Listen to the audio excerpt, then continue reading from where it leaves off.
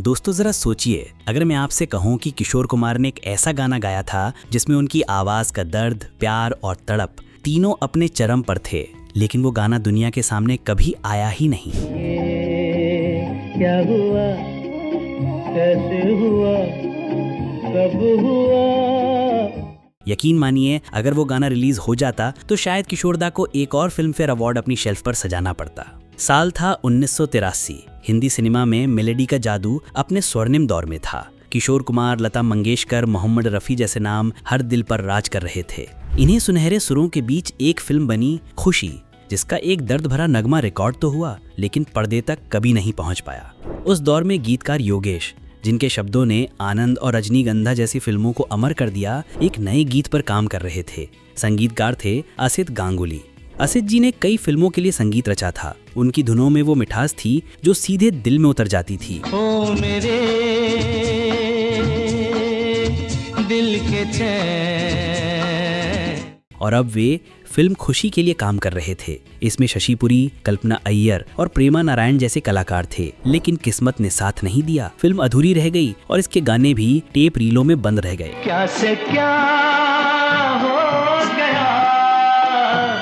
अब बात करते हैं उस अधूरे गाने की जिसे किशोरदा ने अपनी आवाज दी थी। एक दिन असित गांगुली इस नए गीत की रिकॉर्डिंग के लिए किशोरदा के पास पहुंचे। उनके दिल में थोड़ा डर था, आखिर सामने उस दौर के सबसे बड़े सितारे बैठे थे। असित जी ने जैसे ही किशोरदा को धुन सुनाई, किशोरदा की आंखों में चमक आ गई। उन्होंने मुस्कुराकर कहा, असित, ये धुन तो सीधी दिल में उतर जाती है, लेकिन इसे गाने वाला भी दिल से गाए तभी इसका असली जादू बिखरेगा। असित दी याफकर बोले, दादा, इसीलिए तो आपके पास आया हूँ। आपकी आवाज के बिना ये गीत अधूरा है। किशोरदा ने हल्के से सिर झुकाकर मुस्कुराते हुए कहा, तो फिर देर किस बात की, चलो इसे दिल से गाते हैं। लेकिन हाँ, दिल का रास्ता पेट से होकर जाता है, पहले एक कप चाय तो पिला दो। असित जी के मजाकिया अंदाज और किशोरदा की चुटकी ने माहौल हल्का कर दिया। हंसते हंसते दोनों ने रिकॉर्डिंग का समय तय किया और आखिरकार वो दिन आ ही गया। सुबह का वक्त था। स्टूडियो में चाय की हल्की हल्की खुशबू घुली हुई थी। असित गांगुली अपने नोट्स और म्यूजिक शीट के साथ पहले ही आ चुके थे। थोड़ी देर बाद किशोरदा अपनी धीमी चाल और वही शरारती मुस्कान लिए अंदर आए।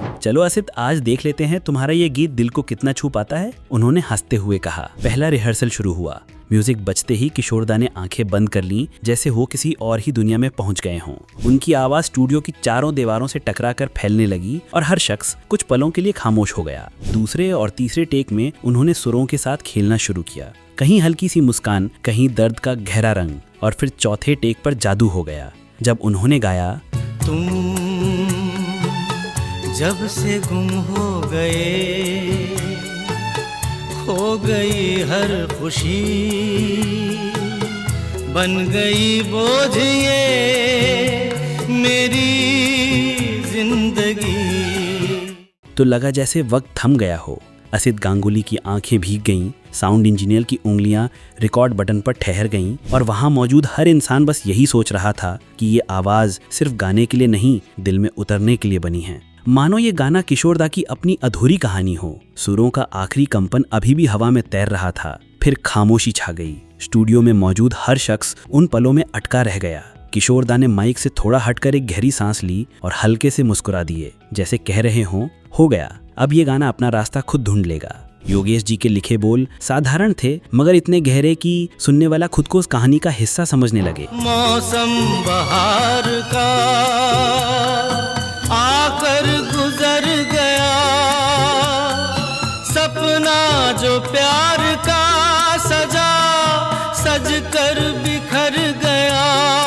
ये पंक्तियां सुनते ही दिल पर एक मीठा सा दर्द उतर आता है। शब्दों में कोई दिखावा नहीं, कोई बनावट नहीं, बस सच्ची भावनाएं जो सीधे दिल में उतर जाती हैं। दुर्भाग्य से फिल्म खुशी अधूरी रह गई। स्टूडियो में रिकॉर्ड हुआ वो नगमा रीलों में कैद रह गया और सिनेमा हॉल तक कभी नहीं पहुंच पाया। लेकिन कहते हैं सच्ची कला कभी खोती नहीं, बस अपने वक्त का इंतजार करती है। सालों बाद जब ये गीत टुकड़ों में संगीत प्रेमियों तक पहुंचा तो सुनने वालों ने महसूस किया कि इसमें 80 के दशक की मासूमियत, गहराई और वो जादू है जो आज के दौर में ढूंढना मुश्किल है। किशोरदा की आवाज, योगेश जी के बोल और असित गांगुली का संगीत, ये तीनों मिलकर एक ऐसा त्रिवेणी संगम बनाते हैं जिसमें हर सुनने वाला कहीं ना कहीं अपनी कहानी ढूंढ लेता है। अगर इस कहानी ने आपके दिल के किसी कोने को छू लिया है तो इसे अपने दोस्तों के साथ जरूर बांटिए। कमेंट में लिखिए कि आपको ये नगमा कैसा लगा, और अगर आप भी मानते हैं कि असली सुर कभी अपनी चमक नहीं खोते तो इस वीडियो को लाइक कीजिए, शेयर कीजिए और चैनल को सब्सक्राइब कर लीजिए, ताकि अगली बार जब मैं एक और सुरमी दास्तान लेकर आऊं तो आप सबसे पहले सुन सकें।